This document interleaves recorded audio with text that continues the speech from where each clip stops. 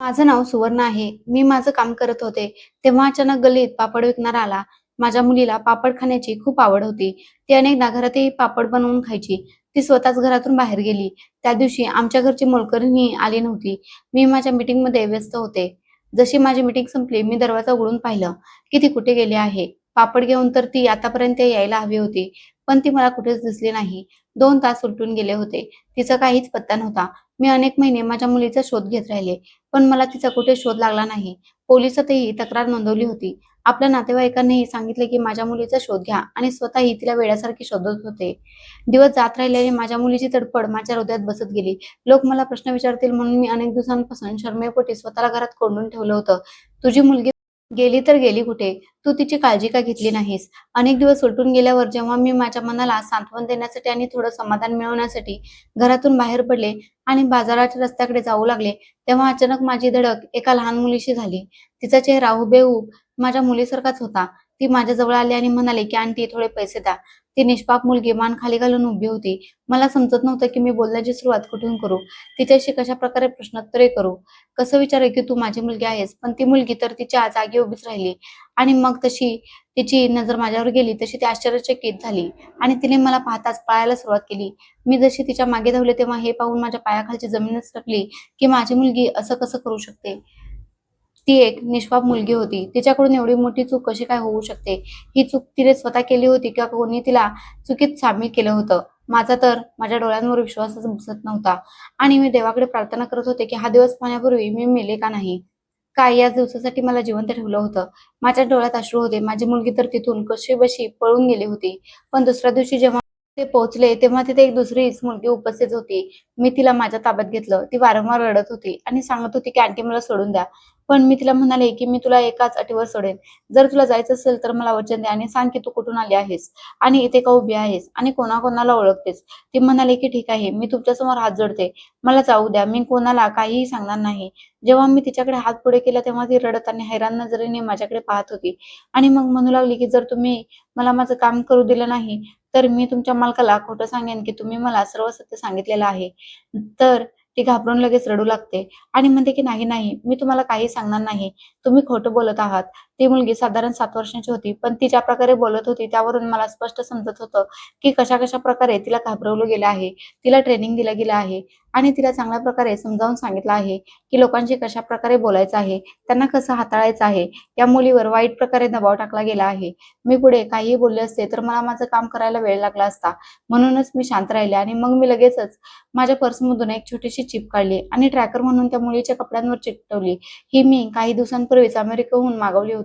ज्या ऑफिसमध्ये मी काम करायचे, जिथे नेहमी या चिपची गरज लागायची आणि बऱ्याचदा ही चिप माझ्या पर्समध्ये नेहमी पडलेली असायची. मी त्या मुलीच्या जवळ जाऊन तिच्या कपड्यांवरती चिटकवली होती. तर मलाही भीती वाटत होती की त्या लोकांना समजले की ही मुलगी आपल्या कपड्यांवर ट्रॅकर लावून आली आहे, तर ते लोक तिला सोडणार नाहीत. त्या मुलीला एक हलकीशी टोचल्यासारखी जाणीव झाली होती. ती मुलगी लगेच घाबरून मागे सरकली आणि तिथून पळू लागली. मी तिच्याकडे पाहत म्हणाले, "याबद्दल प्लीज कोणालाही समजू नये. नाहीतर मी तुझी पोल तुझ्या मालकासमोर उघडी पाडेन आणि तुझ्यासाठी ही अडचण निर्माण होऊ शकते." ती खूप घाबरली होती. माझं बोलणं ऐकून तिने काहीही म्हटलं नाही आणि बस तिथून पळतच सुटली. मी माझ्या गाडीत बसून घरी आले, तेव्हा मी एक मोठा श्वास घेतला. मी देवाच्या समोर हात जोडून प्रार्थना केली की माझी मुलगी कोणत्याही परिस्थितीत मिळायलाच हवी. मला पूर्ण खात्री होती की माझीच मुलगी आहे. माझ्यासोबत जो प्रसंग घडला होता त्याने माझे होश उडवले होते. मी किती महिन्यांपासून माझ्या मुलीला वेड्यासारखे शोधत होते आणि जेव्हा एवढ्या काळानंतर आता मला माझी मुलगी सापडली आहे, तर मी तिला इतक्या सहजासहजी त्रासात कसं काय सोडू शकते? ती माझीच मुलगी होती, हीच होती. नक्कीच तिला घाबरवलं, धमकावलं गेलं असणार. म्हणूनच तर ती तिथून मला घाबरून पळून गेली होती. एखादी मुलगी तरी कधी आपल्या आईला घाबरते का? आणि किंवा पळून जाते का? नक्कीच माझी मुलगी कोणत्यातरी खूप मोठ्या संकटात अडकली आहे. मला काहीही करून माझ्या मुलीला वाचवायचं होतं. आता मला माझी पुढची चाल खेळायची होती. प्रार्थना केल्यानंतर मी माझ्या खोलीत आले होते आणि मी पश्चाताप करत होते की माझी मुलगी माझ्या हातात येता-येता राहिली. बराच वेळ मी छताकडे पाहत राहिले. वारंवार मला ते सर्व काही आठवत होतं, जे या 2 दिवसात मी पाहिलं होतं. एके दिवशी आपल्या मुलीला पाहणं आणि आज त्या दुसऱ्या मुलीच्या कपड्यांवर ट्रॅकर लावणं. मी बिछाण्यावर झोपले होते आणि मग ना जाणे कधी-कधी कसं मी भूतकाळाच्या विचारांमध्ये हरवून गेले. मला समजलंच नाही की दररोजप्रमाणे आजही तोच दिवस होता, 16 जानेवारीचा. 7 वर्षांपूर्वी 16 जानेवारीला जेव्हा माझं कॉलेजमध्ये ॲडमिशन झालं होतं तेव्हा मी खूप जास्त खुश होते. तिथे शिक्षण घेता-घेता मी एका केतन नावाच्या मुलाच्या प्रेमात पडले होते.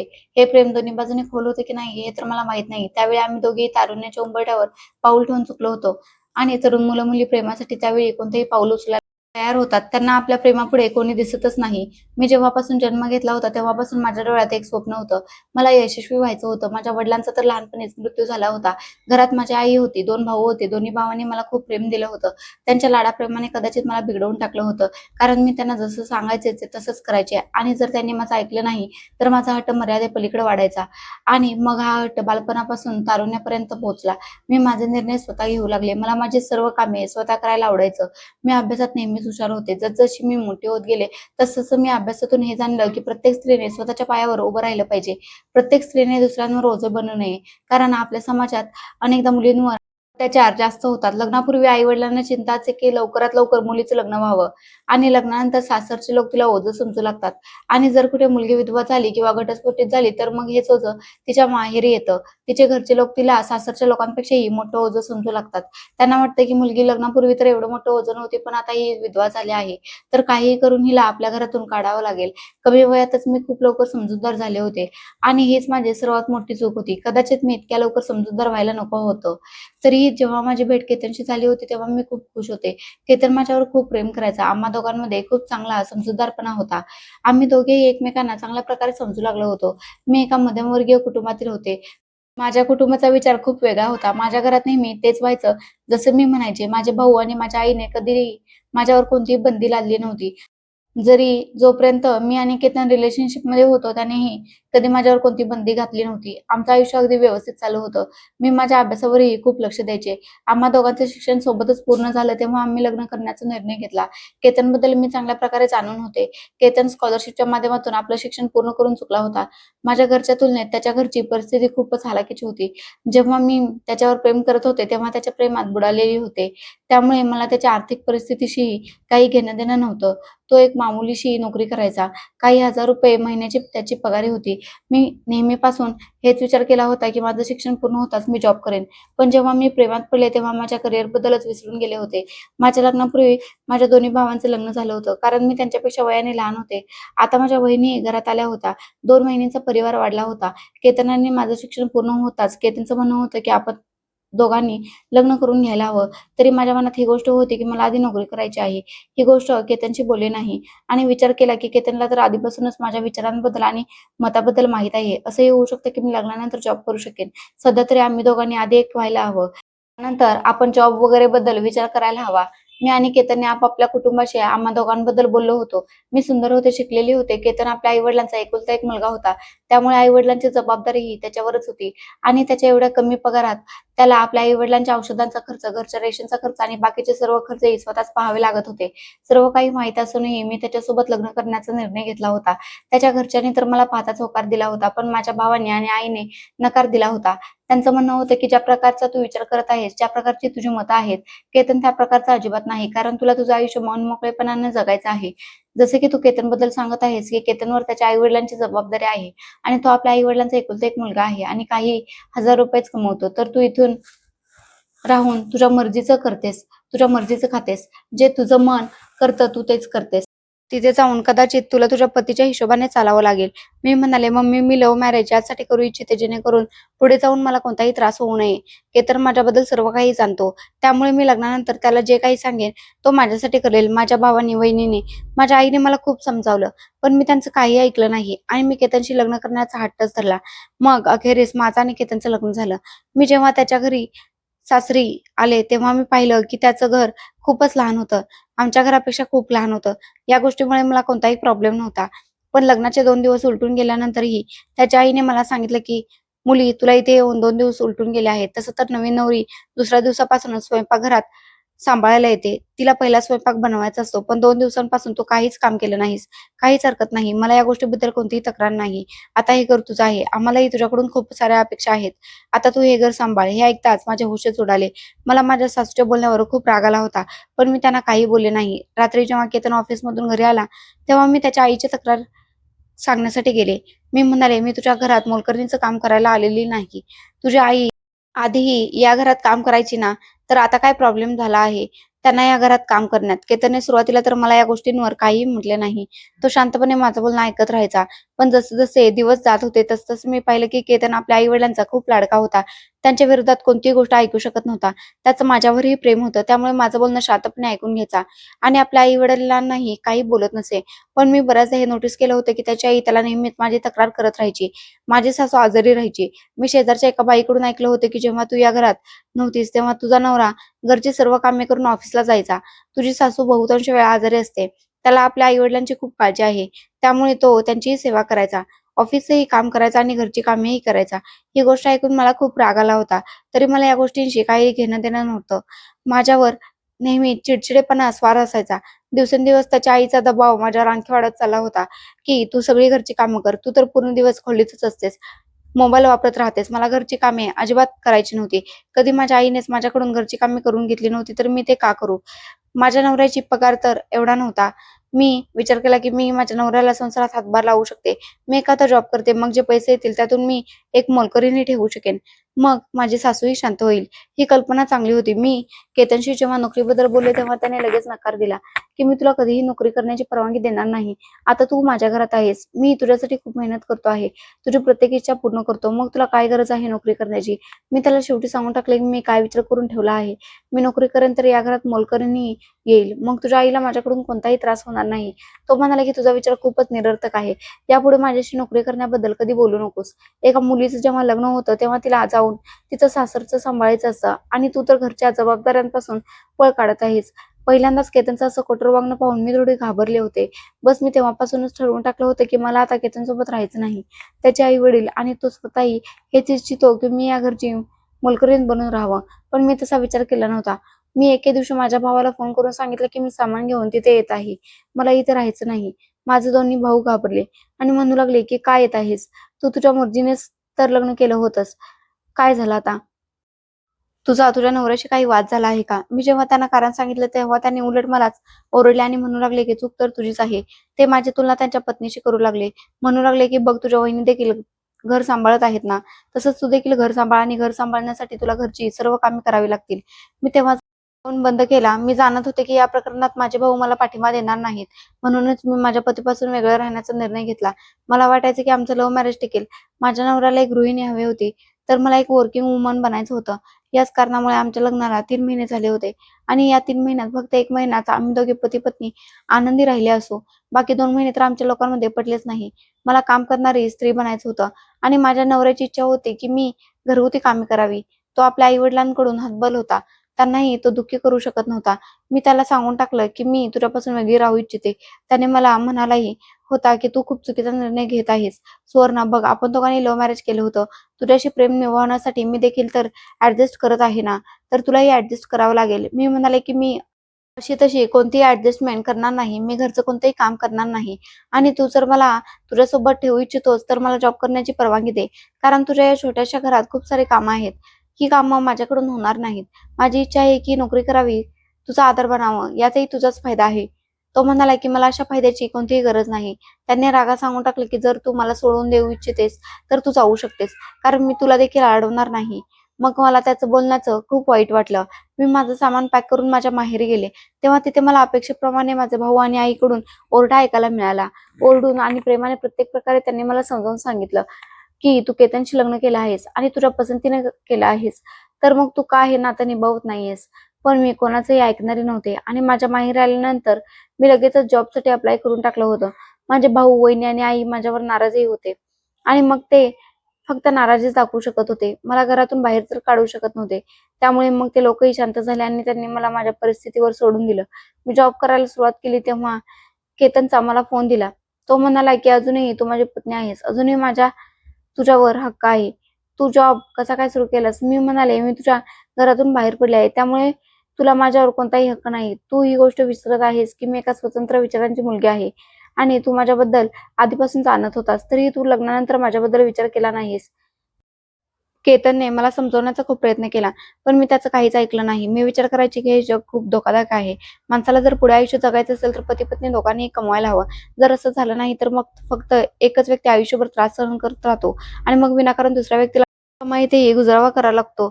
मला केतनचं बोलणं आधीच समजलं नाही, की तो मला घरात का ठेवू इच्छित होता? का तो इच्छित होता की मी त्याच्या आई-वडिलांची सेवा करावी, त्याच्या घरची सर्व कामे करावीत. म्हणूनच मी तेच केलं, की जे मला योग्य वाटलं.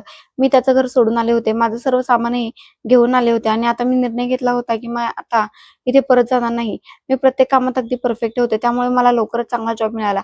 अजून मला जॉब करून 15 दिवसच उलटले होते, की माझी तब्येत बिघडू लागली होती. मी एकटीच डॉक्टरांकडे चेकअप करायला आले होते. तेव्हा मला समजले, की मी प्रेग्नंट आहे. या बातमीने मला आतापर्यंत समाधान पोहोचवलं होतं. मी इच्छिते असते तर बाळालाही संपवू शकले असते. पण मी जाणत होते, की माझी आई एक दिवस मला या जगातून सोडून जाईल. भाऊ-बहिणी त्यांच्या आयुष्यात व्यस्त होतील. माझ्यासाठी तर कोणी असायला हवं ना. म्हणूनच मी या बाळाला जन्म देण्याचा निर्णय घेतला. जरी मला माझ्या नवऱ्यासोबत राहायचं नव्हतं, मी ठरवून टाकलं होतं, की मी याचं पालनपोषणही स्वतःच करेन. जेव्हा माझ्या घरच्यांना ही गोष्ट समजली, तेव्हा त्यांनी मला समजावलं, की एकट्या स्त्रीसाठी काहीही करणं अशक्य असतं. मुलं वाढवणं, त्याचं पालनपोषण करणं तर अजिबातच नाही. त्यामुळे तू तुझ्या नवऱ्याकडे जा. पण मला वाटायचं, की मी एकटीच सर्व काही करू शकते. माझ्यासाठी आई बनण्याची भावनाच खूप सुंदर होती. ही बातमी उडत-उडत माझ्या पतीपर्यंतही पोहोचली होती. तो माणूस जो नेहमी माझ्यावर भडकत राहायचा, आता तो मला प्रेमाने समजावू लागला होता, की "सुवर्णा परत ये. आम्हा दोघांच्या आयुष्यात आता कोणी तिसरा येणार आहे. याच्यासाठी तरी परत ये." मी त्याला स्पष्ट शब्दात सांगून टाकलं होतं, की मी परत येणार नाही. जेव्हा मी स्वतःला सांभाळू शकते, स्वतःच्या पायावर उभा राहू शकते, तर माझ्या अपत्याचं पालनपोषण एकटीच करू शकते. मी केतनचंही काही ऐकलं नाही आणि माझ्या घरच्यांचंही नाही. जॉबही करत राहिले आणि सोबतच माझी काळजीही घेत राहिले. माझी आई जरी आपल्या मुलीवर नाराज होती, पण तिला आपल्या मुलीची खूप काळजी होती. जेव्हा माझी डिलिव्हरीची वेळ आली, तेव्हा तिने मला खूप साथ दिली होती. माझ्यासोबत रुग्णालयात थांबली होती. मी मुलीला जन्म दिला होता. तिने माझ्या मुलीचीही खूप काळजी घेतली होती. मी जशी रुग्णालयातून डिस्चार्ज मिळाल्यानंतर रिकव्हर झाले, तेव्हा मी ठरवलं, की मी आता माझ्या भाऊ-बहिणीच्या आधारावर राहणार नाही. कारण बऱ्याच दिवसांपासून मी माझ्या वहिनींचं वागणंही बदललेलं पाहत होते. त्या बोलता-बोलता मला निगेटिव्ह कमेंट्स पास करत होत्या, की "तू आधी एकटी होतीस, आपलं सासर सोडून आमच्या घरी आलीस आणि आता तुला मुलगी झाली. तिची जबाबदारी आपल्यावरच येईल." मी अशा गोष्टींची अजिबात सवय नसलेली होते. त्यामुळे मी लगेचच एक घर भाड्याने घेतलं आणि माझी लहानशी मुलगी आणि माझ्या सामानासोबत तिथे शिफ्ट झाले. आई आणि दोन्ही भावांनी खूप विरोध केला, की "तू एकटी हिचं पालनपोषण कशी करशील?" मी त्यांचं काही ऐकलं नाही आणि जॉबही चालू ठेवला. सोबतच मुलीचीही काळजी घेत राहिले. मला माझी मुलगी खूप प्यारी होती. मी तिचं नाव सिया ठेवलं. आईला तर कधी-कधी माझी आणि तिची आठवण यायची. तेव्हा ती आम्हाला भेटण्यासाठी येत असे. पण माझे भाऊ-बहिणी आता माझ्यावर पूर्णपणे रुसले होते आणि मला त्यांच्या रुसण्याने काही फरक पडत नव्हता. जेव्हा केतनला ही गोष्ट समजली, की मी मुलीला जन्म दिला आहे, तेव्हा तो मला आणि माझ्या मुलीला भेटण्याचा खूप प्रयत्न करत होता. कारण ती त्याचं स्वतःचं रक्त होती. मी माझ्या घरच्यांना स्पष्ट नकार दिला होता, की मला त्याला भेटायचं नाही. मला त्याचा चेहराही पाहायचा नाही. त्यामुळे त्याला माझ्याबद्दल काहीही सांगितलं नाही. माझी आई अजूनही मला समजवत होती, की "तू आपल्या घरी परत जा." मी त्यांना सांगून टाकलं होतं, की "आता तू जर मला तुझ्या घरात राहण्यासाठी सांगत आहेस, पण मी आणि माझी मुलगी तुम्हा लोकांना ओझं वाटू लागू. त्याआधीच मी स्वतःहून तुमच्यापासून दूर झाले." मग एके दिवशी आई म्हणू लागली, की "तुला केतन आवडत नाही, तर तू दुसरं लग्न कर. यावेळी आम्ही तुझ्यासाठी एखादा चांगलासा मुलगा बघून घेऊ." मी त्यांना सांगितलं, की "माझा असा कोणताही विचार नाही. मला लग्नासारख्या कटकटीत अडकायचं नाही. एकदा लग्न करून मी पाहिलं होतं, की स्त्रीचं आयुष्य किती बेकार असतं. आता मला पुन्हा लग्न करायचं नव्हतं." आई रोज मला आपल्यासोबत घेऊन जाण्यासाठी म्हणायची. म्हणायची, की "अजून तुझं वय कमी आहे आणि तू आईही बनली आहेस. चल मुली आमच्यासोबत चल. कोणी तुला काही म्हणणार नाही किंवा मग आपल्या मुलीला घेऊन सासरी निघून जा. तुला तर नवऱ्याची गरज नाही, पण या निष्पाप मुलीला तर तिच्या वडिलांची गरज आहे. तिच्याकडून का तिच्या वडिलांची सावली हिरावून घेत आहेस?" मी म्हणाले, की "माझ्या मुलीसाठी आई आणि वडील दोन्ही बनू शकते आणि मग मला अशा घरी अजिबात जायचं नाही, जिथे माझी काही इज्जत नसेल." आई म्हणू लागली, की "तू ते घर फक्त घरची कामं करावी लागतात या कारणामुळे सोडून आले आहेस. पण आता तुझ्या घरात राहत आहेस. आता तर तुझ्यासोबत एक लहान मुलगी आहे. आता तर तुला घरची सर्व कामे करावी लागतील. मग कशाप्रकारे सांभाळशील आता सर्व काही?" मी माझ्या हातावर अडून राहिले होते. मी म्हणाले, "तुम्ही काहीही म्हणत राहा. मी इथेच राहीन. माझ्या मुलीसोबत आणि तिची काळजी मी स्वतःच घेईन. मला कोणाचीही गरज नाही." यामुळे काही दिवस मी घरूनच ऑफिसचं काम केलं होतं. ऑफिसमध्ये माझा परफॉर्मन्स खूप चांगला राहायचा. त्यामुळे मी कसंही करून काम करून घ्यायचे. बॉसला कोणतीही अडचण नव्हती आणि मी माझ्या मुलीला सांभाळण्यासाठी एक मोलकरीण ठेवून घेतली होती, जेणेकरून ती मला माझ्या कामात डिस्टर्ब करणार नाही. जी घरची कामेही करायची आणि माझ्या मुलीलाही सांभाळायची. कधी-कधी मी माझ्या मुलीसोबत ऑफिसलाही घेऊन जायचे. पण हळू जेव्हा ती मोठी होऊ लागली, तेव्हा मी तिला मोलकरणीसोबतच घरी सोडायला सुरुवात केली. पण ऑफिसमध्ये असतानाही पूर्ण वेळ माझं लक्ष मुलीकडेच जात राहायचं. मी वारंवार मोलकरणीला फोन करून तिच्याबद्दल विचारत राहायचे आणि तिच्याशी बोलतही राहायचे, ज्यामुळे मला समाधान मिळायचं. मी तिच्यावर खूप प्रेम करायचे. ती माझ्या आयुष्यातील सर्वात महत्त्वाचा हिस्सा बनली होती. काळ वेगाने निघून गेला. माझी मुलगी जेव्हा 3 वर्षांची झाली तेव्हा माझ्या पतीने माझा पत्ता शोधून काढला होता आणि कोर्टात केस दाखल केली होती की त्याला सिआयला घ्यायचं आहे. पण मी सुद्धा अपूर्ण हिमतीने त्याच्यासमोर ठामपणे उभी राहिले होते. मी ठरवून टाकलं होतं की मी मरेन पण माझी मुलगी कोणा दुसऱ्याला देणार नाही. माझी हिंमत आणि मेहनत फळाला आली. मला माझी मुलगी मिळाली होती. कोर्टाने मुलीची कस्टडी माझ्या वाट्याला दिली होती. मी आता निर्धास्त होते. मला कोणत्याही गोष्टीची चिंता नव्हती. कोर्टाने म्हटलं होतं की आता मुलगी आईकडेच राहील आणि जेव्हा 18 वर्षांची होईल तेव्हा त्यानंतर मी स्वतः निर्णय घेऊ शकते की तिला आईसोबत राहायचं आहे की वडिलांसोबत. केतनने अनेकदा मला फोन करून सांगितलं होतं की कमीत कमी एकदा तरी मला माझ्या मुलीचा चेहरा तर दाखवून दे. पण मी त्याला स्पष्टपणे नकार दिला. जेव्हा मी त्याचं ऐकलं तेव्हा कोर्टाने त्याला विनंती केली होती की माझ्या मुलीला भेटू इच्छितो. यामध्येही माझ्याच बाजूने निकाल लागला होता. कोर्टाने म्हटलं होतं की या दरम्यान मुलगी आपल्या आईच्या परवानगीशिवाय वडिलांची भेट घेणार नाही. मी बरेचसे खोटे आरोप माझ्या नवऱ्यावर लावले होते. म्हणूनच मी ही केस जिंकले होते आणि तसंही पुरुष आणि स्त्रीच्या भांडणात नेहमी स्त्रीला कमकुवत समजलं जातं. पण जेव्हा स्त्री समजूतदार असेल तर ती आपल्या समजूतदारपणाने स्वतःचा विजय मिळवू शकते. वेळ हळूहळू निघून जात होता. माझा जॉब आणखी जास्त चांगला झाला होता. दिवसेंदिवस मला प्रगती मिळत होती. काही वर्षानंतर आई मला दुसऱ्या लग्नासाठी फोर्स करू लागली होती. माझा केतनपासून अद्याप घटस्फोटही झाला नव्हता. जरी आम्ही दोघे वेगळे झालो होतो, आईचं नेहमीपासून हेच असायचं की दुसरं लग्न कर. पूर्ण आयुष्य जॉब करून कसं काय घालवशील? आता तुझी मुलगी आहे. तुला एका पुरुषाचा आधार हवा आहे. मी तर तुला भेटायला तरी येते. जर मी सुद्धा राहिले नाही तर तुझी विचारपूस करणारही कोणी नसणार. पण मला आता कोणत्याही गोष्टीची पर्वा नव्हती. देवाने मला खूप काही दिलं होतं. मी माझ्या मुलीसोबत खूप आनंदी आणि बेफिकर होते. मी माझ्या आईला नकार दिला होता की जेव्हा पहिल्या लग्नातूनच मला काही मिळालं नाही तर मी दुसरं लग्न अजिबात करू इच्छित नाही. प्रत्येक वेळी मला माझ्या स्वतःच्याच लोकांनी समजावलं होतं, पण मी कोणाचंच ऐकलं नाही. कदाचित हीच माझी सर्वात मोठी चूक ठरणार होती. काळ आणखी वेगाने निघून जात होता. माझ्या नवऱ्याने अनेकदा माझ्याकडून माझी मुलगी हिरावून घेण्याचा प्रयत्न केला होता. सुप्रीम कोर्टापर्यंत त्याने आपलं अपील दाखल केलं होतं. मला माझ्या मुलीसोबत राहायचं होतं, त्यामुळे सर्वांनी मला मदत केली होती. माझी मुलगी माझ्याकडेच होती आणि पाहता-पाहता कधी ती 4 वर्षांची झाली, समजलंच नाही. माझी मुलगी आता शाळेतही जाऊ लागली होती. मी आता बहुतांश कामं घरूनच करून घ्यायचे. ऑफिसमधूनही मला खूप मदत मिळायची, कारण माझी मुलगी लहान होती. आणि मी एक सिंगल पॅरेंट होते. त्यामुळे मला साथ दिली जायची. पण मला अजिबात कल्पना नव्हती माझं घरकुल काम करणं माझ्यासाठी किती हानिकारक असू शकतं. तो दिवसही बाकीच्या दिवसांसारखाच नॉर्मल होता. मी माझ्या खोलीत बसले होते. लॅपटॉपवर ऑफिसची एक मीटिंग अटेंड करत होते. माझी मुलगी माझ्याजवळच बसून तिच्या खेळण्यांसोबत खेळत होती. त्या दिवशी मोलकरीण आली नव्हती. तेव्हा अचानक पापडवाला पापड विकण्याचा आवाज देऊ लागला. माझ्या मुलीला आधीपासूनच पापड खूप आवडायचे. ती त्याचा आवाज ऐकून लगेचच आनंदाने उडी मारून बाहेर जायची. मीटिंगमध्ये असल्यामुळे मी तिला टोकू शकले नाही. तसं तर मी तिला हाताच्या इशाऱ्याने खूप थांबवण्याचा प्रयत्न केला. पण ती लहान मुलगी होती. माझ्या हाताचा इशारा समजू शकले नाही. लगेचच तिने पैसे काढले आणि दरवाजा उघडून बाहेर पळत गेली होती. एका क्षणासाठी माझं मन घाबरलं होतं. असं वाटत होतं की कॉल बंद करून माझ्या मुलीच्या मागे जावं, पाहावं की ती कुठे जात आहे. पण सध्या मीटिंग अटेंड करणं माझ्यासाठी खूप महत्त्वाचं होतं. बाहेरून पाहुणे आले होते. मीटिंगला सध्या मी थांबवू शकत नव्हते. जर मी तसं केलं असतं तर हा एक प्रकारे अपमान ठरला असता. आणि आम्हाला अजिबात परवानगी नव्हती की क्लायंटसोबत कोणत्याही प्रकारची उद्धटपणाची वागणूक करावी. साधारण 10 मिनिटाचं काम होतं, पण बोलता-बोलता एका तासाचा वेळ होऊन गेला होता. जशी मीटिंग संपली मी पटकन माझा लॅपटॉप बंद करून एका बाजूला फेकून दिला आणि वेड्यासारखे धावत दरवाजापर्यंत पळत गेले. मी जशी बाहेर लाउंजमध्ये आले तर माझी मुलगी तिथे नव्हती. माझं हृदय धडधडणं थांबलं होतं.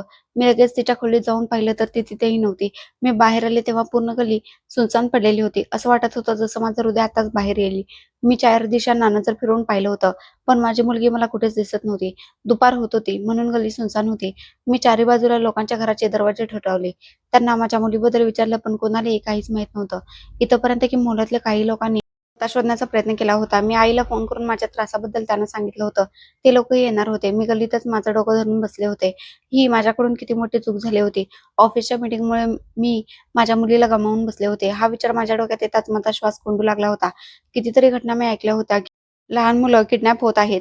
मी माझ्या मुलीची खूप काळजी घेत होते. माझ्या गैरहजेरीत तिला बाहेर पाठवत नव्हते. पण आज माझ्या एका छोट्याशा निष्काळजीपणामुळे माझी मुलगी माझ्या हातातून हिसकावली गेली होती. थोड्याच वेळात पोलिसही तिथे पोहोचले होते. मी पोलिसातही तिची तक्रार दाखल केली होती. माझ्या मुलीचा फोटो आणि तिच्या हरवल्याचा मेसेज पाहून सर्व लोकांना सेंडही करून दिला होता, जेणेकरून लोक माझ्या मुलीला शोधण्यात मदत करू शकतील.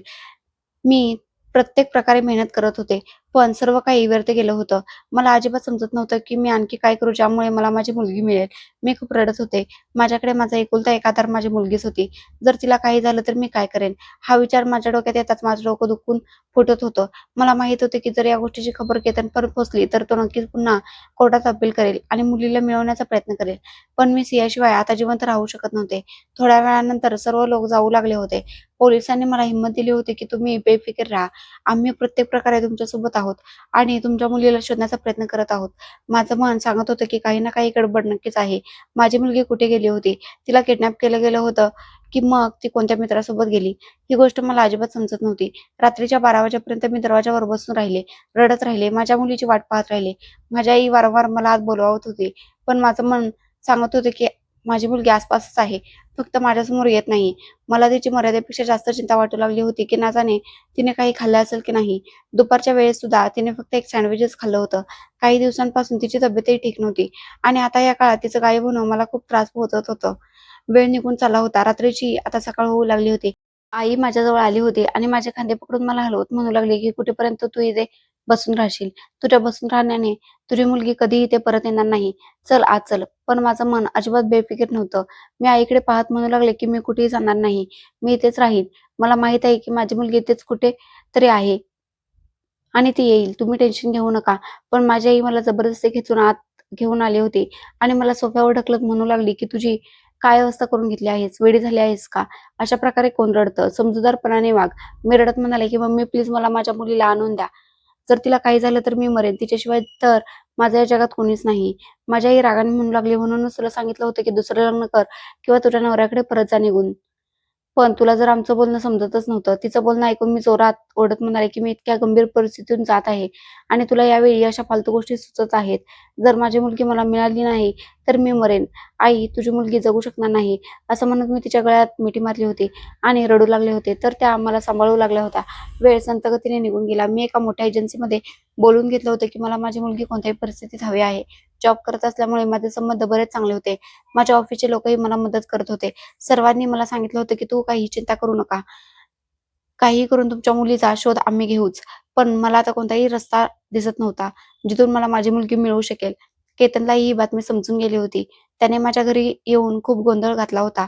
त्याने स्पष्ट सांगून टाकलं होतं, की "सिया जशी परत मिळेल, मी तिला माझ्यासोबत घेऊन जाईन. तू एक जबाबदार बाई आहेस. नक्कीच तू तुझ्या नोकरीमुळे माझ्या मुलीसोबत निष्काळजीपणा केला असशील. म्हणूनच तर ती ती गायब झाली. जी बाई जॉब करण्यासाठी आपल्या कुटुंबाला सोडू शकते, आपलं घर बिघडू शकते, आपल्या नवऱ्याला सोडू शकते, तर ती आपल्या मुलीलाही सोडू शकते. नक्कीच तूच मुलीपासून आपली सुटका करून घेण्यासाठी एखादा नवीन मार्ग अवलंबला असशील." मी म्हणाले, की "असं काही नाहीये. तू मला चुकीचं सिद्ध करत आहेस." तो म्हणू लागला, की "बस एकदा सिया मिळू दे. मी तुला तेव्हा सिद्ध करून दाखवेन, की मी कोण आहे. आतापर्यंत मी तुझी प्रत्येक चुकीची गोष्टही सहन करत आलो आहे, पण यापुढे करणार नाही." तो मला स्पष्टपणे धमकी देऊन गेला होता. याआधी मी कधी त्याला घाबरलेच नव्हते. पण आज मला खरंच त्याच्या धमक्यांची भीती वाटत होती आणि मी काहीही करण्याच्या लायकीचे राहिले नव्हते.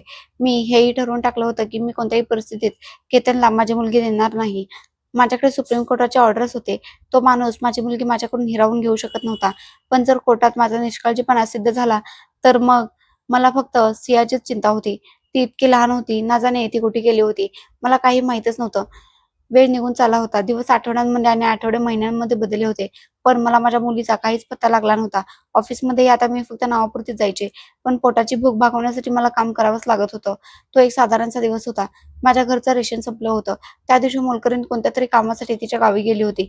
नाहीतर मी तिलाच पैसे देऊन सामान मागवून घ्यायचे. ऑफिसचं कामही लवकर संपलं होतं. घरात बसून-बसून मला आता अस्वस्थ वाटू लागलं होतं. बऱ्याच दिवसांपासून मी श्रमेपोटी घरातच कोंडून होते. मी विचार केला की घरातून बाहेर पडेल, सामान घेऊन येते. थोडं मन रमेल हाच विचार करून मी माझी पर्स उचलली आणि बाजाराकडे निघाले होते. मी या गोष्टीपासून अनभिज्ञ होते की देवाकडून मला एक इशारा मिळणार होता. मी माझी गाडी घेऊन बाजारात पोहोचले तेव्हा ना जाणे का माझं मन जोरात धडधडू लागलं होतं. मला माझ्या मुलीचा सुगंध जाणवू लागला होता. ती माझ्या काळजाचा तुकडा होती, माझ्या शरीराचा हिस्सा होती. मला कसं जाणवणार नाही. मी चारी दिशांना पाहिले पण तिचं अस्तित्व मला कुठेच दिसलं नाही. मला कदाचित भास होत होता. मी या गोष्टीकडे दुर्लक्ष केलं आणि सामान घेण्यासाठी मॉलच्या आत गेले होते. जशी मी तिथून बाहेर पडले तेव्हा एका लहान मुलीने हात पुढे करत म्हटलं की मला पैसे द्या. तिचं डोकं खाली झुकलेलं होतं. तिचे शब्द माझ्या कानात घुमू लागले. मला आश्चर्य वाटत होतं. हा आवाज मी जगाच्या गर्दीतही ओळखू शकत होते. मी तडपडून तिचा चेहरा वर उचलून पाहिला तर ही माझीच मुलगी होती. माझी छोटीशी बाहुली जुने कपडे घातलेली होती आणि तिच्या हाताला प्लास्टर लावलेलं होतं. ती माझ्यासमोर हात पसरत होती. तिचे केस विस्कटलेले होते. चेहऱ्यावर कातडी लागलेली होती. मी तडपडून गुडघ्यांवर बसले आणि तिला मिठी मारली. मी म्हणाले, माझ्या मुली, तू कुठे गेली होतीस? जेव्हा तिने मला रडताना पाहिले तेव्हा मला धक्का देऊन तिथून पळून गेली. मी तिला आवाज देऊ लागले की थांब मुली, तू कुठे जात आहेस? मी तुझी आई आहे, थांब सिया. पण ती चालतच जात होती. मी सुद्धा तिच्या मागे मागे धावू लागले. पण अचानकपणे ती एका गाडीत बसली. मग ती गाडी लगेच दिसेनाशी झाली. मी प्रत्येक ठिकाणी तिचा शोध घेतला, पण मी पाठलाग करूनही ती माझ्या हातात येत नव्हती. याचा अर्थ की तिला कोणीतरी किडनॅप केलं आहे. एका देशी टोळी जी लहान मुलांना मारून भीक मागायला लावते. माझं काळीज तुटत होतं, पण खूप रडू येत होतं. मी तिथे जमिनीवर बसून रडू लागले आणि कधी मी रडता रडता बेशुद्ध झाले, मला काही समजलंच नाही. साधारण 3 तासानंतर जेव्हा मला शुद्ध आली तेव्हा मी एका रुग्णालयाच्या खोलीत उपस्थित होते. काही काळानंतर तर मी माझ्या रिकाम्या डोक्याने छताकडे पाहत राहिले आणि मग अचानक सर्व दृश्य एखाद्या चित्रपटासारखं माझ्या डोळ्यांसमोर चालू लागलं. मी लगेच तडपडून माझ्या जागेवरून उभी राहिले होते आणि चारी दिशांना नजर फिरून पाहिलं तर समोर माझी आई बसलेली होती. मोठे भाऊ उभे होते आणि छोटे भाऊ माझे सलाईन चेक करत होते. मी तडपडून म्हणू लागले की सिया कुठे आहे? तुम्ही लोक मला इथे का घेऊन आलात? ती रस्त्यावर होती. माझं बोलणं ऐकून माझे भाऊ म्हणू लागले की तू आराम कर. तुझी तब्येत ठीक नाहीये. डॉक्टरांनी सांगितलं आहे की तुला आरामाची अत्यंत गरज आहे. भावाचं बोलणं ऐकून मी म्हणाले, भैया, मी स्वतःला त्रास करून घेत नाहीये. माझी मुलगी मिळाली आहे. ती भीक मागत आहे. ती कोणत्या तरी टोळीच्या हाती लागली आहे. मी स्वतः तिला माझ्या डोळ्यांनी पाहिलं आहे. माझं म्हणणं समजून घेण्याचा प्रयत्न करा. भाऊ म्हणू लागले की शांत हो. काय झालं आहे? तू काही लहान मुलगी तर नाहीयेस जे अशा प्रकारे वागत आहेस. मी जाणतो सिया किडनॅप झाली आहे. ती कुठेतरी गेली आहे. पण त्यात अजिबात असा अर्थ होत नाही की तू स्वतःला इतका त्रास करून घ्यावा. मी तुझ्यासमोर हात जोडत आहे. तू फक्त आमची एकुलती एक बहीण आहेस. बालपणापासून आतापर्यंत आम्ही तुझा प्रत्येक हट्ट पूर्ण केला आहे. पण आता तू आम्हाला खूप जास्त त्रास दिला आहेस. माझं बोलणं कोणी समजत नव्हतं. सर्व आपलं सांगण्यात गुंग होते. सध्या मी शांत झाले होते. मला आता समजूतदारीने वागायचं होतं. आईचे पडणारे अश्रू आणि दोन्ही भावांचे रागाने भरलेले चेहरे मला शांत राहण्यास भाग पाडत होते. थोड्या वेळानंतर डॉक्टरांनी येऊन माझं चेकअप केलं होतं आणि मला डिस्चार्ज दिला होता. माझे भाऊ जबरदस्ती मला त्यांच्या घरी घेऊन गेले होते. तसं तर मी त्यांच्याकडे माझ्या घरी जाण्याचा खूप हट्ट केला होता. पण ना आई ऐकत होती ना भाऊ. दोन्ही वहिनींचा मूडही ऑफ होता. पूर्ण दिवस अशाच प्रकारे शांततेत गेला होता. पण दुसऱ्याच दिवशी मी त्या रस्त्यावर पुन्हा पोहोचले जिथे मला माझी मुलगी दिसली होती. मी प्रत्येक कोपरा शोधून काढला होता. पण आता मला सिया कुठेच दिसत नव्हती. तेव्हा अचानक माझी नजर एका दुसऱ्या मुलीवर गेली, जी फुटपाथवर बसलेली होती. लोकांकडून भीक मागत होती. काही विचार करून मी तिच्याजवळ पोहोचले आणि तिच्याकडे पाहत म्हणू लागले की तू कशी काय आहेस?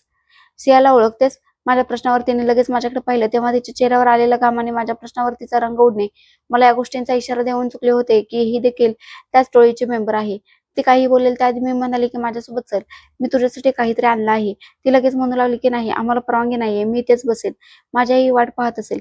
पण मला माहित होतं की हे सर्व त्यांच्या मालकाने त्यांना समजावून सांगितलं आहे. मी जबरदस्ती तिचा हात पकडला आणि तिला विचार करण्याची संधी न देता मी तिला खेचून माझ्या गाडीत बसवलं आणि गाडीला लॉक करून घेतलं. ती रडू लागली. विनंती करू लागली की मला सोडून द्या आंटी. मी काही जाणत नाही. माझे मालक मला माफ करणार नाहीत. पण मी आता ठाम राहू इच्छित होते. हाच एक एकुलता एक रस्ता होता, ज्याच्या जोरावर मला माझ्या मुलीबद्दल समजू शकत होतं. गाडी बसल्या बसल्या मी तिला अनेकदा हा प्रश्न विचारला होता की तू सियाला ओळखतेस का? सांग मला. कोणी तुला काही म्हणणार नाही. पण या मुलीने माझं काही ऐकलं नाही. माझ्या कोणत्याही गोष्टीचं उत्तर दिलं नाही. ती खूप जास्त घाबरलेली होती. सध्या मी तिच्या मानेवर ट्रॅकर लावून दिला होता, ज्यामुळे मी माझ्या मुलीपर्यंत पोहोचू शकत नव्हते. मी आता भानावर आले होते. काही विचार करून मी लगेचच पोलिसांना सावध केलं होतं आणि ज्या एजन्सीसोबत मी संपर्कात होते त्यांच्याशी मी लगेच संपर्क केला. बरेच लोक माझ्या या कृतीवर प्रभावित झाले होते आणि बऱ्याच लोकांनी मला ओरडलेही होते की तुम्ही विनाकारण एक चिप वाया घालवली आहे. पण मला खात्री होती की माझी मुलगी आता मला मिळेल. आणि म्हणतात ना की जेव्हा मन खऱ्या निष्ठेने काम करतं आणि आईला जर आपल्या अपत्याला भेटण्याची तडफड असेल तर देव एक ना एक दिवस तुमची प्रार्थना नक्की पूर्ण करून देतो. काही क्षणानंतरच पोलीस इन्स्पेक्टरांनी हरवलेल्या लोकांना शोधणाऱ्या एजन्सीचे काही अधिकारी माझ्याच घरी आले होते. बरेचसे लॅपटॉप चालू झाले होते. या मुलीला तर मी चिप लावल्यानंतर त्याच वेळी माझ्या गाडीतून उतरवून परत पाठवून दिलं होतं. तिच्या माध्यमातून लोकेशन ट्रेस केली जात होती, जी आता एका खंडहर सारख्या जागेचा पत्ता देत होती. लगेचच पोलीस इन्स्पेक्टर आणि मी त्या जागेसाठी रवाना झालो होतो. माझं मन खूप अस्वस्थ होत होतं. मला काहीही समजत नव्हतं की मी असं करायला हवं होतं की नाही, पण मनात एक आशा होती की देव माझी मदत नक्की करेल. अखेरीस थोड्या वेळानंतर आम्ही लोकेशनच्या जागेवर पोहोचलो होतो. माझं हृदय खूप जोरजोरात धडधडत होतं. मी माझ्या मुलीला मिळवण्यासाठी कोणत्याही थराला जाऊ शकत होते. मला माझ्या मृत्यूची पर्वा नव्हती. जसे पोलीस इन्स्पेक्टर गाडीतून उतरले, मी देखील त्यांच्यासोबतच उतरले होते, पण त्यांनी मला थांबवलं होतं. पोलीस अधिकारी माझ्याकडे पाहत म्हणू लागले होते की मॅडम, तुम्ही गाडीतच बसा आणि प्रार्थना करा की तुमच्या मुलीला आम्ही सुखरूप परत घेऊन येऊ. पण मी लगेच बोलले होते की लढाई एका आईची आहे. जेव्हा माझ्या मुलीच्या शोधात या जागेपर्यंत येऊ शकते तर मी आतही जाईन. त्यांनी मला खूप थांबवलं होतं, पण मी ऐकलं नव्हतं. त्या पोलीस अधिकाऱ्यासोबत मी आत गेले होते. आत जाताच त्या लोकांनी आम्हाला पाहून फायरिंग सुरू केली होती. कदाचित त्या लोकांना समजून चुकलं होतं की पोलीस आले आहेत. लगेचच पोलिसांनी त्यांना घेराव घातला होता. मुख्यालयात बातमी पोहोचवली गेली होती. तिथूनही बरेचसे पोलीसवाले पाठवले गेले होते. मी अगदी कोपऱ्यात उभी राहून सर्व काही पाहत होते. पण हा तमाशा थांबला नव्हता. मला खूप भीती वाटत होती जेव्हा अचानक एका माणसाचा आवाज माझ्या कानाच्या पडद्यांवर आदळला. या जागेला ब्लास्ट करून टाका. इथेच मुलं आहेत. हे शब्द नव्हते, जणू एखादा खंजीर होता, जो माझ्या हृदयावर जाऊन लागला होता. मी विचार न करता त्याच्या दिशेने धावले होते आणि त्याच क्षणी एका वेगाने आलेली गोळी माझ्या खांद्यातून गेली होती. देवाच्या कृपेने ठीक आहे. गोळी आरपार गेली नव्हती, फक्त मला स्पर्श करून गेली होती.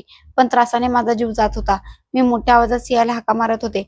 माझा आवाज होता की वेदना. माझी मुलगी एकदम थरथरत बाहेर आली होती आणि रडत माझ्या गळ्याला बिलगली होती. मी आणि माझी मुलगी खूप रडत होतो. मी तिला माझ्या जवळ करून घेतलं होतं. काहीही विचार न करता मी जमिनीवर बसून तिला प्रेमाने कुरवाळत होते. लगेचच पोलीस इन्स्पेक्टरने संपूर्ण परिसराला घेराव घातला होता. सर्व मुलंही आता सुरक्षित होती. पोलिसांनी त्यांना आपल्या सोबत घेतलं होतं. पण मी माझ्या मुलीला उराशी कवटाळूनच रडत होते. माझा विश्वास बसत नव्हता की माझी मेहनत यशस्वी झाली आहे. पण हळूहळू वेदनेने माझे डोळे बंद होत होते आणि मग मी बेशुद्ध झाले. मला माहित नव्हते की माझे डोळे 24 तासानंतर उघडले होते आणि उठल्याबरोबर मी सर्वात आधी माझ्या मुलीला पाहण्याची गोष्ट केली होती. काही क्षणानंतरच डॉक्टर माझ्या मुलीला माझ्यासमोर घेऊन आले होते. सिया माझ्यासमोर होती. ती ठीक होती. तिच्या हातावर कोणतेही प्लास्टर नव्हतं. त्या लोकांनी देखावा करण्यासाठी तिच्या हातावर खोटं प्लास्टर चढवलं होतं. मी तिला उराशी कवटाळून खूप रडले होते. असं वाटत होतं जणू कोणीतरी माझ्या शरीरात जीव टाकला आहे. आज पहिल्यांदाच मला तीव्रतेने माझ्या सर्व चुकांची जाणीव होत होती. जे मला माझ्या भावाने, माझ्या आईने, माझ्या नवऱ्याने समजावलं होतं. मला केतनची खूप आठवण येत होती आणि त्याची उणीवही भासत होती. खरंच एका स्त्रीसाठी पुरुषाचा आधार खूप महत्वाचा असतो आणि माझा नवरा तर मला नेहमी आधार देत आला होता. पण मीच त्याचं कधी कोणतंही म्हणणं ऐकलं नव्हतं. याच कारणामुळे मी माझं घरही खराब करून घेतलं होतं. मला वाटायचं की मी सर्व काही करू शकते. पण सत्य हे आहे की एकटी स्त्री काहीही करू शकत नाही. तिच्यासाठी पुरुषाचा आधार खूप महत्वाचा असतो.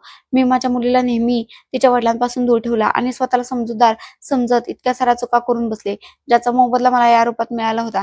जेव्हा मला हॉस्पिटलमधून डिस्चार्ज मिळाला तेव्हा मुलीला घेऊन मी सासरी पोहोचले. माझ्या मुलीला पाहताच केतन खूप खुश झाले होते, पण माझ्यावर नाराज होते. त्यांनी आपला चेहरा वळवून घेतला होता. मी हात जोडून सासू-सासरे आणि माझ्या पतीची माफी मागितली होती. त्यांना म्हटले की माझ्या सर्व चुकांची जाणीव झाली आहे. एका स्त्रीने ठरवलं तर तिचं घर वसवण्यासाठी काहीही करू शकते, पण माझ्या डोक्यात तर नेहमी हेच वेडस्वार होते की मला नोकरी करायची आहे, स्वतःच्या पायावर उभं राहायचं आहे. आता मला समजले की मी नेहमीपासून चुकीची होते. केतन, मला माफ कर. मी त्याच्या चरणांवर बसून रडू लागले. मला माहित होते की तो मला इतक्या सहजाशी माफ करणार नाही. मी त्याचं खूप मन दुखावलं होतं. त्याला त्याच्याच रक्तापासून दूर ठेवलं होतं. तो इच्छिता तर मला घटस्फोट देऊन सोडून शकला असता, पण त्याने मला कधीही घटस्फोट दिला नाही. फक्त माझ्या सांगण्यावरून माझ्यापासून वेगळा झाला. त्याने म्हटलं होतं की मला तुझी साथ नको आहे. मी इच्छितो की तू मला फक्त माझी मुलगी दे. मी म्हणाले की मुलगी हवी असेल तर मलाही स्वतःसोबत ठेव. मी मुलीशिवाय राहू शकत नाही. त्याने काही काळ विचार विनिमय केला आणि मग मला आपल्या घरात राहण्यासाठी जागा दिली होती. आम्ही दोघे पती पत्नी बरेच दिवस एकमेकांपासून दूर राहिलो. पण जेव्हा मी सासू-सासऱ्यांची आणि माझ्या पतीची सेवा केली, माझ्या मुलीची काळजी घेतली, त्यांचं घर चांगल्या प्रकारे सांभाळलं आणि त्यांच्यासाठी जेवण बनवायला शिकले, घरची सर्व कामे केली, मी माझ्या या चांगल्या वागण्याने माझ्या पतीचं आणि सासू-सासऱ्यांचं मन जिंकून घेतलं होतं. काही काळानंतर माझ्या नवऱ्याने मला माफ केलं आणि आनंदाने पुन्हा स्वीकारलं. माझी मुलगीही खूप खुश होती. तिला तिचे बाबा मिळाले होते आणि आईही. माझा नवरा माझ्या मुलीची खूप काळजी घेतो. आता मला जाणीव होते की माझ्या भूतकाळात केल्या गेलेल्या माझ्या खूप चुका मोठ्या होत्या. आता माझ्या डोक्यात कधीही नोकरी करण्याचा विचार येत नाही. मी फक्त माझं घर चालवण्याबद्दल विचार करत राहते, सर्वांच्या आनंदाचा विचार करत राहते आणि या सर्व छोट्या-छोट्या आनंदातूनच मलाही खूप मोठा आनंद मिळतो. आम्ही आमच्या छोट्याशा कुटुंबात खूप आनंदी आहोत. माझं घर वसलेलं पाहून माझे दोन्ही भाऊ आणि माझी आई सुद्धा खूप खुश राहतात.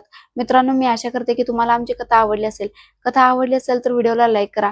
चॅनलवर नवीन असाल तर चॅनलला सबस्क्राईब करा आणि हो, नोटिफिकेशन बेल नक्की दाबा, जेणेकरून पुढचे अपडेट सर्वात आधी तुम्हाला मिळेल. धन्यवाद.